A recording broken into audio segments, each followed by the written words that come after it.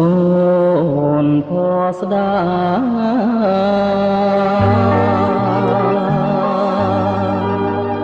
អូនផស្ដា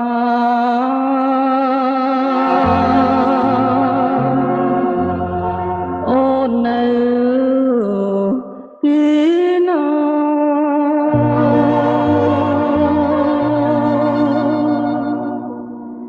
កម្មអ្វី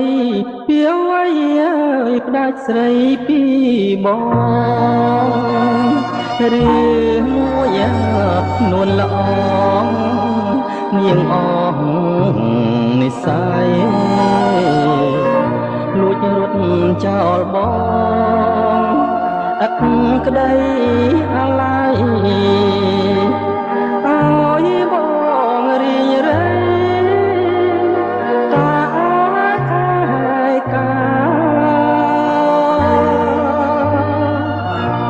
ទេវតានេទឹកមើយវត្ថុសាងសិទ្ធ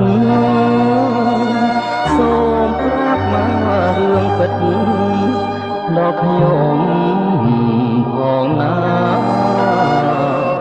ស្រីរត់ចោលខ្ញុំឬស្រងជីវ៉ាត្រូវជន់ឬស្យាប្រមាថទីស្ដាយហើយអាណិតព្រោះបាត់ស្រស់ស្រី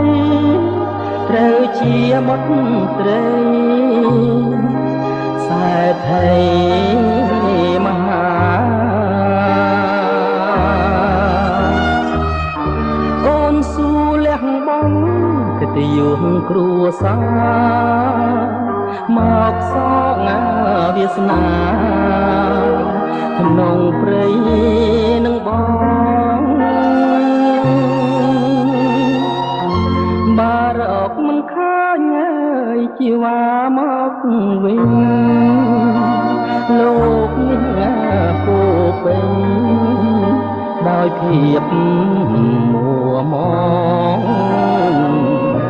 រស់នៅគ្មានន័យគ្មានស្រីសាសងរួខំបំណងស្លាប់ប្រសើរជាង